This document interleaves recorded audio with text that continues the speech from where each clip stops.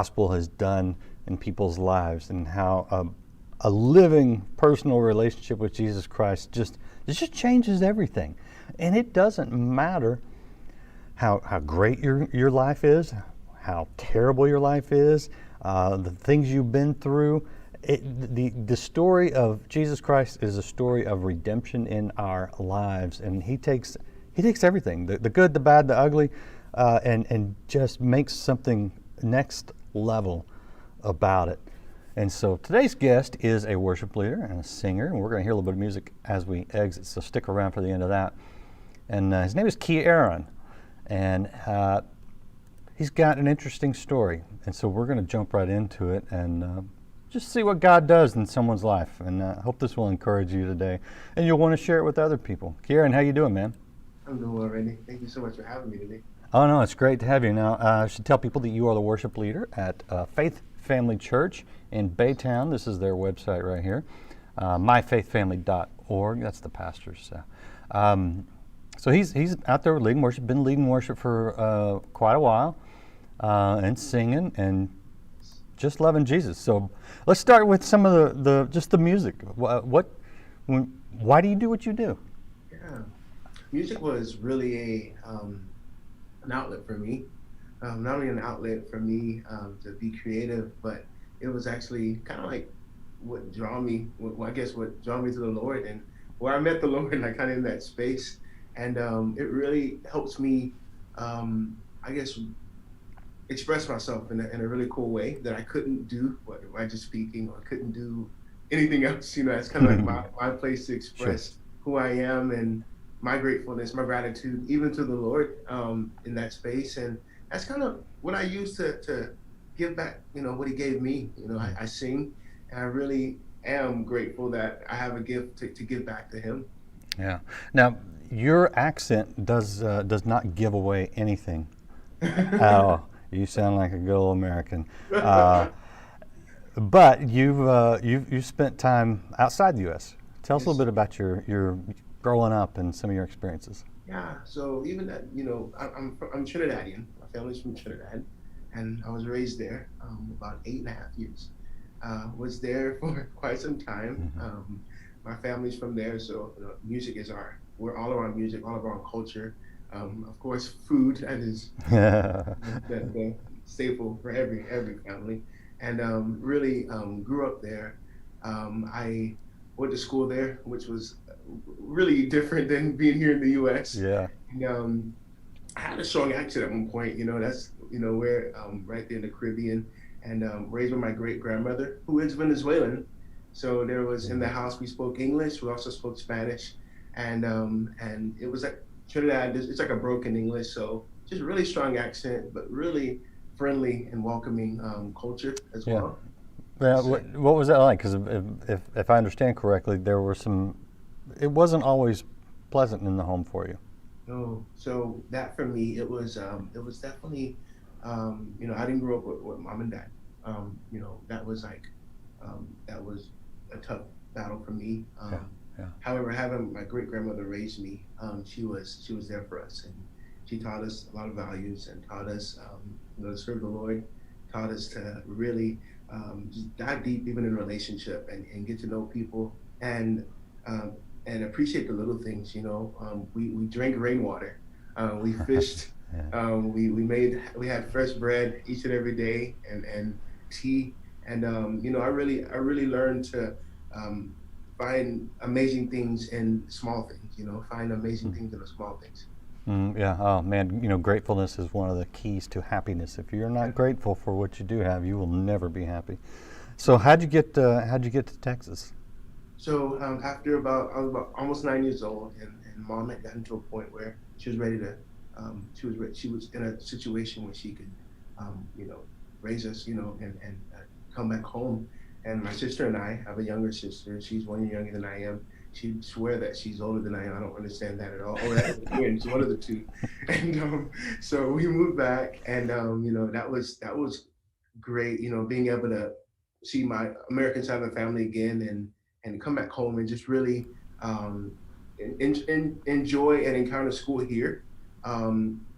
We came back here and were able to just be raised here as well. And it was a culture shock, like I mentioned just now, coming from the Caribbean to the U.S., but it was awesome.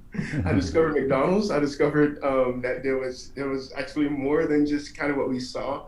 And it's been great just being able to learn culture here and experience that. And it's been great so far. So, talk to me about the God in your life through Yeah. those significant changes. Yes, sir. So, as I mentioned before, my great grandmother raised us to really, pray every day and really just seek the Lord. And we're actually raised Catholic, so that was we learned reverence. We learned how to reverence the Lord and that, and made the transition here. My grandmother here in the U.S. She attended a Baptist church, so it was Catholic to Baptist, and that was a huge jump.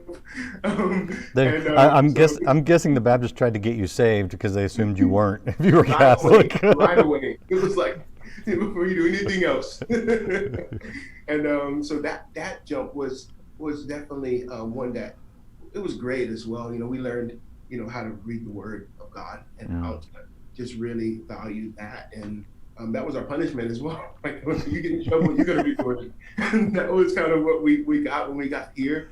Even when I was younger, though, I would always know that there was something more, because my great grandmother, she taught us how to really, like I said, go after relationship and connection. And I feel like I experienced God at a young age. I felt like just like a tangible experience with him, even in that space I was in.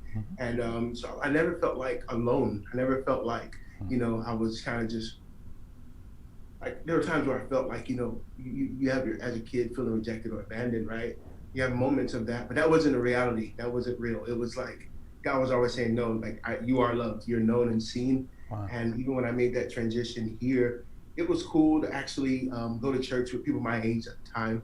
And when we made that transition here, that's kind of where music started for me as far as singing, because all these years, I didn't know I sang. My mom was an incredible singer, and my sister's an incredible singer. So we got here, and I don't know if you've seen the movie Sister Act. Yes. So the old Happy Day moment. Well, I had a moment where I fell in love with the show, and I felt the movie and fell in love with the song.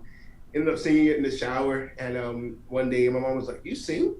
Next thing you know, the next Sunday I'm singing "Oh Happy Day" at my church, and and from there, in that moment, actually, Randy, I had a moment where I experienced the presence of God for the first time while leading worship, and I opened my eyes, and the entire church, hands lifted, and just in a place, and it was a connection for me from even all those years of knowing that I wasn't alone.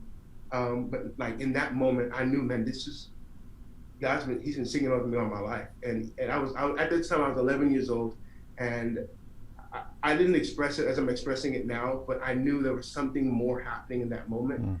That connection from music to relationship with God, it was made in that moment, and we're on the journey now.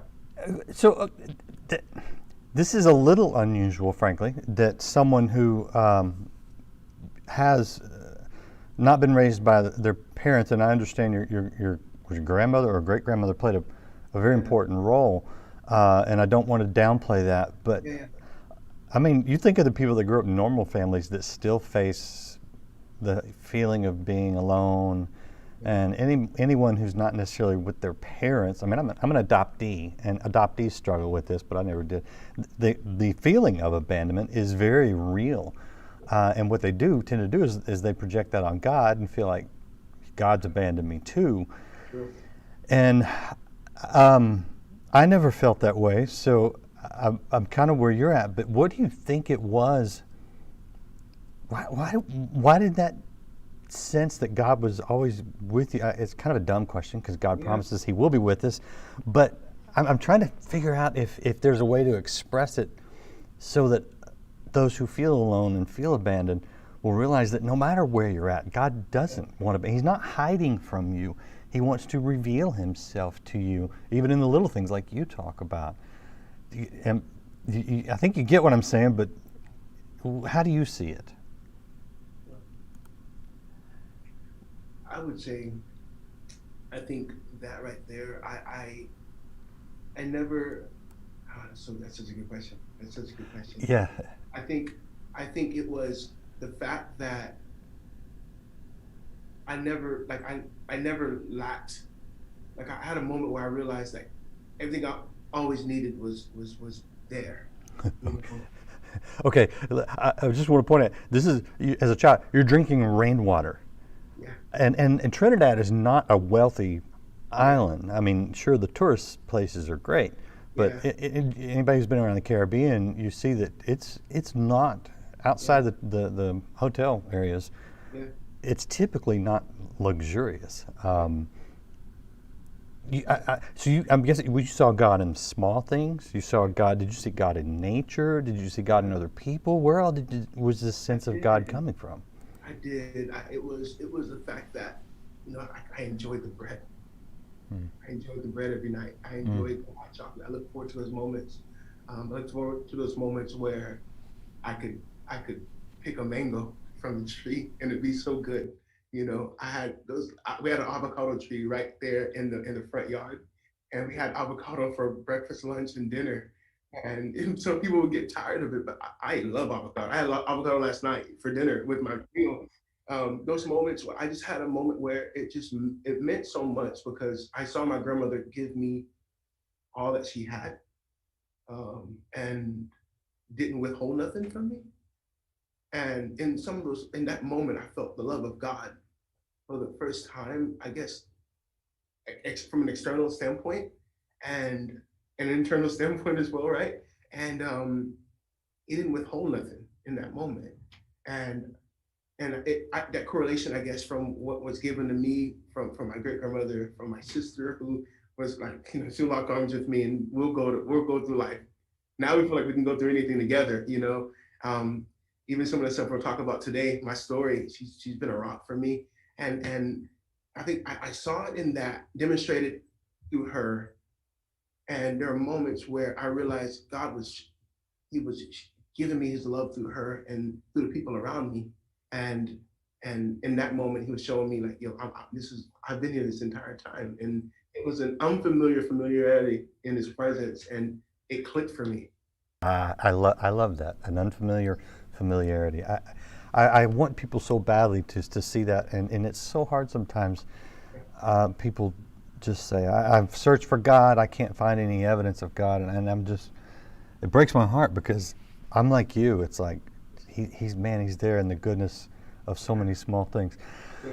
Now, as you're leading worship, and I'll tell people again. Let's see. This is the church, Faith Family Church, and we're talking to Kieran, and he is the worship leader there. There's our website at myfaithfamily.org. Let's see if I can, reserve your seat. So you guys are doing that too. We're doing that too. um, there it is. Welcome home.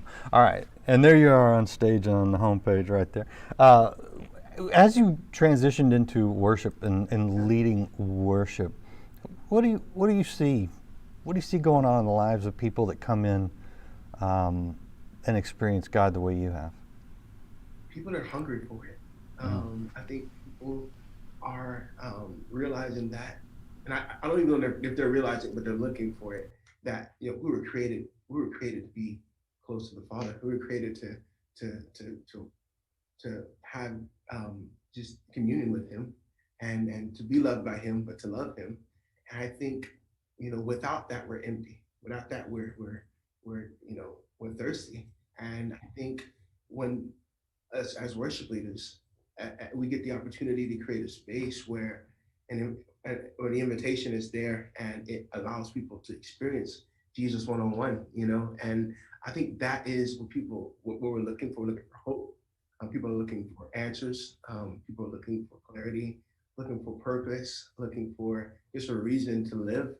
And I think, you know, reason I appreciate what I get to do so much is because through what was given to me, I'm able to give it back to the Lord, but also invite people into that space that I get to enjoy with Him. And I think that's like the most precious thing. I really do. Yeah, I see it. Has the COVID thing been weird for you guys too? It's been so weird. It's been so weird. So we actually just got our building about 6 months ago. We Oh, so we were portable church for the last 5 years, and finally got our building. This is a move campaign. We were getting ready to move, and it's the campaign was, this is a move for God to do something in your life. This is a move, not just a move into a building, but a move to impact our community and change lives, except for the power of God to do something amazing. 2 weeks later, here comes COVID, and it was like, okay, here's your building, here's your keys, here are the light switches. Now figure it out. We're here online in 2 weeks. yeah. So that's kind of what happened, which I'll tell you was an incredible, like, the flip side of it was we grew in our knowledge and in how to really execute and, be creative in how we reach people.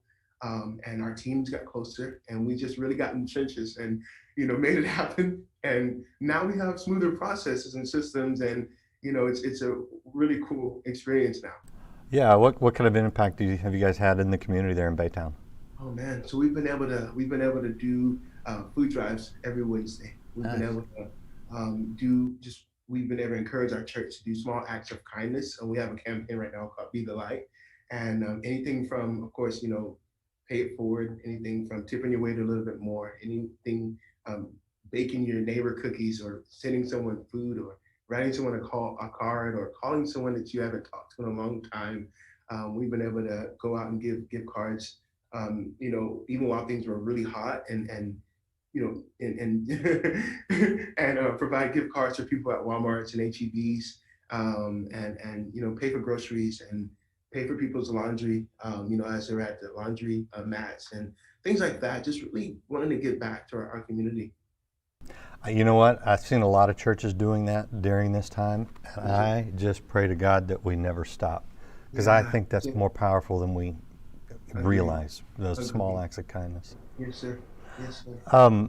Let's talk about some of the music, and I gotta just tell people, um, I love worship, and I grew up in Texas and spent tons of time on the border. Been to Mexico, been all over Central America, and some Spanish-speaking Caribbean countries. You sing in Spanish and in English. Yes, sir. Talk about the bilingual ministry that is. Yeah. So, when I got here, coming, like I said, my grandmother, she spoke a little Spanish in the home, so I was familiar with, just the dialect and the culture a little bit. And after making that transition here, um, through high school, I decided to go to a bilingual church, which a lot of my friends were there, and I was like, okay, I'll come, I'll come. Next thing you know, I'm on stage trying to figure out how to read lyrics in Spanish. Yeah. Wait. And, So if the lyrics on the back wall went down, were you in as much trouble as I've been I in? was definitely in that trouble. I probably would still be in a little trouble today, but to be honest, but I was definitely in trouble if I didn't study it, or Oh hadn't yeah. did that. But I didn't realize that that was setting me up for where I am today, Yeah. and when we're going as a team. And so for almost 8 years, I led worship bilingual in a bilingual church, and really learned how, like, just the culture, and really learned how to um, connect with people, with the Latin community. And so not only I do Spanish and English, and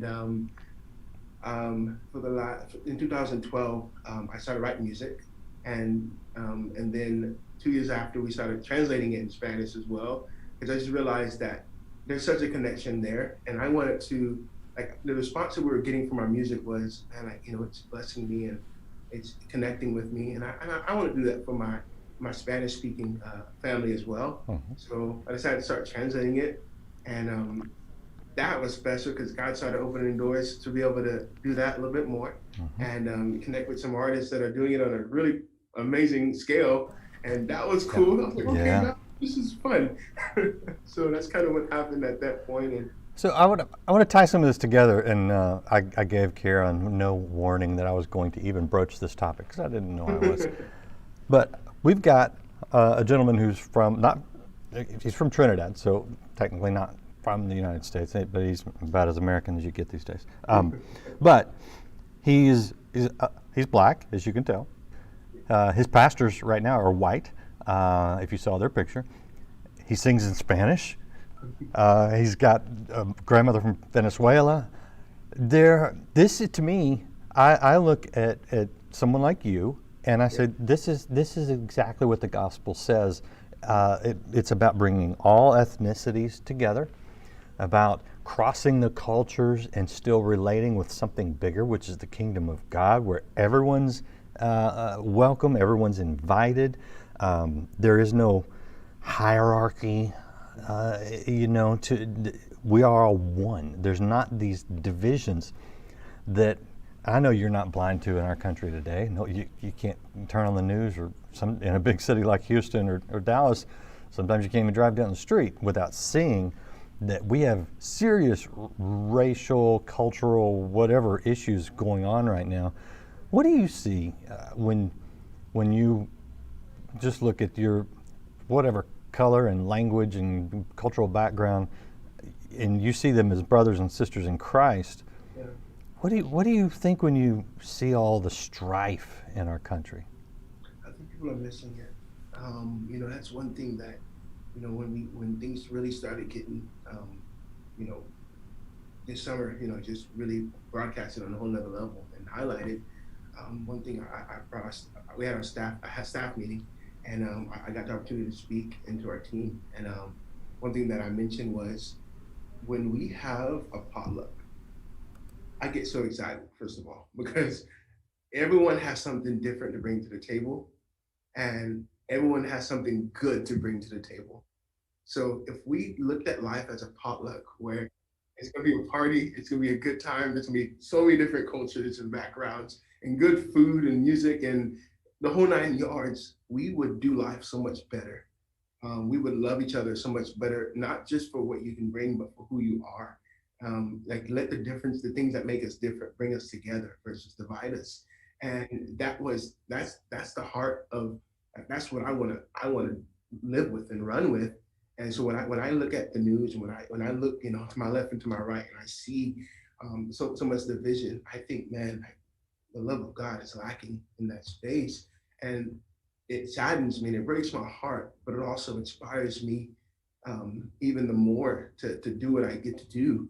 And you look at your life, and sometimes you can look at it and be like, man, like, so much has happened and I've experienced so much. And at the same time, you can say, man, but I can relate to people now on a whole nother level. And man, now I can speak to this community and speak to this community and speak to this community and have so many good things to say about them, and real things and true things, and shine the light of Jesus in those spaces and really bring healing that's necessary in our nation, in our world. And it brings you back to the why behind the what, and it keeps you at a place where you're on your face and where you really love people and you really want to be, in community and relationship with people. Because at the end of the day, if I ever get to a point to where I'm more concerned with my skin tone than like your heartbeat, I'm missing it. I'm missing it. So, that's what I want to, even with my, we're going to talk about the music today, and the song is called Better With You. It talks about not only is life better with Jesus, but it's better with my brother and my sister that I get to do life with. It's beautiful, and that is so true, and I appreciate you saying that, and we need to hear that. And if you're in an area where, as the majority, usually in America that's white people, pretty much, even though I kind of hate that term, but you know what I'm saying. If you're in a majority area, you ought to, if your church is not somewhat diverse, and not for the sake of diversity that we get beat over the head with. I'm just saying you're missing some beautiful culture. You're missing some beautiful parts of the body of Christ. And I would urge, if you're in that situation, to reach out, figure out what is it that we can do, that we can just get to know people that didn't grow up the same way we did, basically. Because I'm telling you, you'll experience some beautiful things. I know I have many times in my life. I'm going to play that song that you mentioned, Kieran, Better With You, an acoustic version that you Actually, I was told it hadn't been released yet. Is there anything you want to say, though, before I roll to the music and say goodbye to the audience about the music or just about anything? Yeah. Again, I just want to thank you again for the opportunity Oh, to man, thank time you. with you, and to share that song. That's what the song's all about. It talks about, um, you know, better is one day in your courts than 1,000 elsewhere. And that being the heartbeat of our life, where we live our lives back to the Father, and we live our lives at His feet, um, and then we live our lives together. Because He's a Father, and Yeah. we're all in the family room. We sit in a room, and we sit at His feet, and we just wait for the Father to say something, and we're all ready and eager to hear what He has to say, and we enjoy it together. I love it. I love it. Thank you, Kieran. And that is what the gospel is about. This is what Thy kingdom come, Thy will be done on earth as it is in heaven looks like when we are all one in Him. And it's beautiful and it's fun. It's a lot more fun than the stuff we're seeing out in the middle of this world today.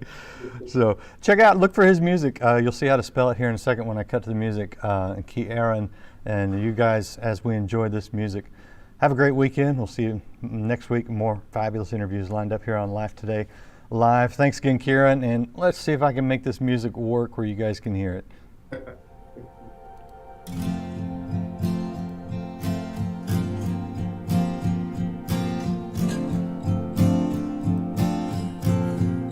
To stand at the door, just a day in your courts. I'd never trade it. I'd never trade just to be close to your heart. I'd never trade it. I'd never trade it for elsewhere. 1,000 days elsewhere.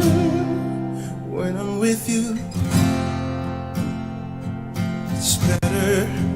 When I'm in your love, my life is better. Doesn't matter how hard it gets. My God is lifting me up again to lay at your feet. I'm amazed at your speed. There's nothing like it. These worlds have collided. I wanna be lost in your love. I can't live without it. I won't live without it. For elsewhere, 1,000 days elsewhere. Oh, and when I'm with you, it's better. When I'm in your love, my life is better. It doesn't matter how hard it gets. Oh, my God is lifting me up again. And when I'm with you, it's better. When I'm in your love, my life is better. Doesn't matter how hard it gets. Oh God, you lift me up again.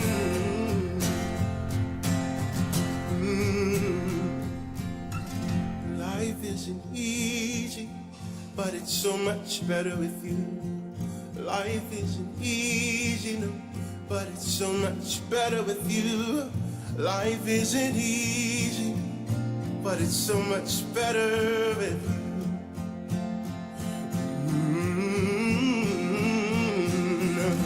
Life isn't easy, but it's so much better with you. Life isn't easy, no, but it's so much better with you. Life isn't easy, but it's so much better with you. And when I'm with you, it's better. When I'm in your love, my life is better. Doesn't matter how hard it gets. Oh God, you lift me up again. When I'm with you, yeah, it's better. When I'm in your love, my life is better. Doesn't matter how hard it gets. My God, you lift me up again. It doesn't matter, no, no, doesn't matter